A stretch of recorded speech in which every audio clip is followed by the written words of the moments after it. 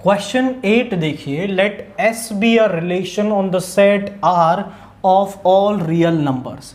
S एक relation है R to R, यानी कि जहां पर पहला एलिमेंट A भी R से है और B जो है वो भी R से है। A कॉमा B जो ऑर्डर्ड पेयर है वो R में कब होता है? जब फर्स्ट नंबर का स्क्वायर प्लस सेकंड का स्क्वायर 1 के बराबर आ जाए, तब वो ऑर्डर्ड पेयर आपका R के अंदर होता है।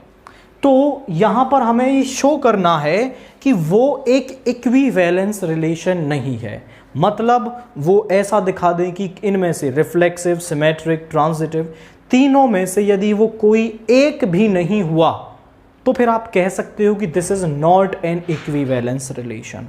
तो यहां पर हम सबसे पहले फॉर रिफ्लेक्सिव करते हैं इसको।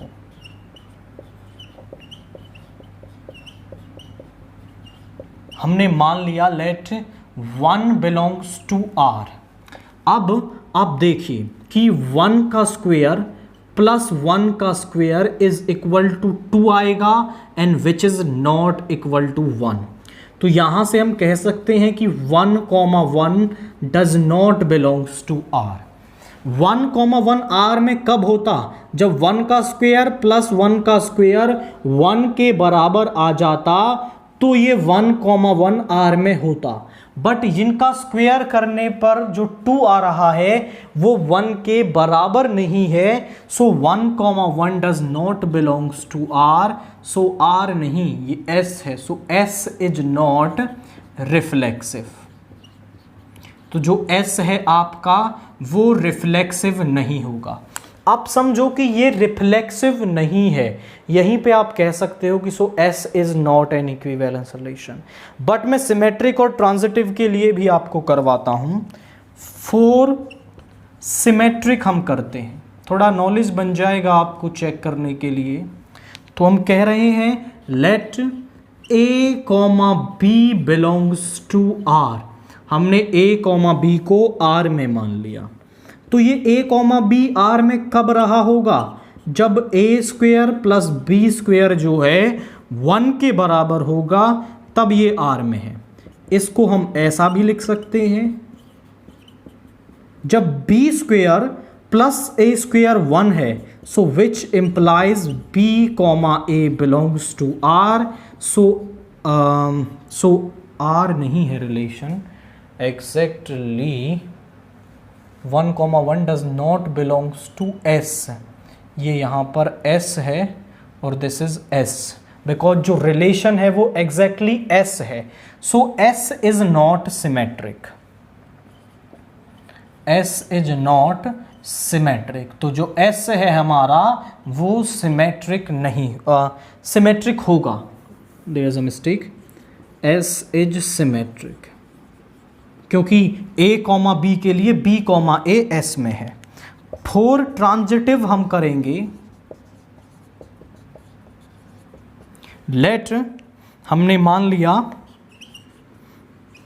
A comma B belongs to S and B comma C belongs to S।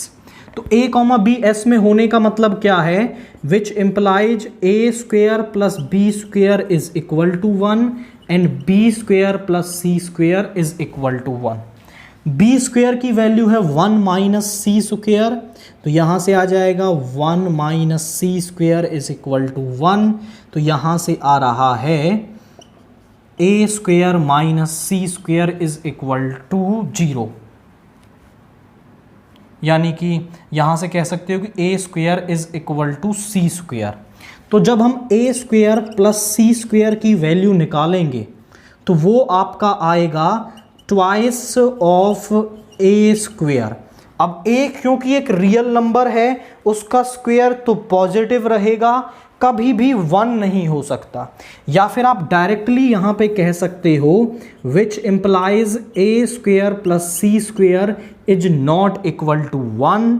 So A comma C does not belongs to R S। So S is not transitive. तो जो S है हमारा वो transitive नहीं होगा। तो फिर आप बोलेंगे सो S is not an equivalence relation. तो जो S है हमारा वो एक इक्विवेलेंस रिलेशन नहीं होगा। आई रिपीट माई वर्ड्स कि आप यहाँ रिफ्लेक्सिव नहीं हुआ तो यहीं पे क्वेश्चन को फिनिश कर सकते हैं, क्योंकि हमें ये प्रूव करना है is not an equivalence relation. ये मैंने केवल आपकी नॉलेज के लिए करवाया है, आप इसे यहीं पर भी क्वेश्चन फिनिश कर सकते थे।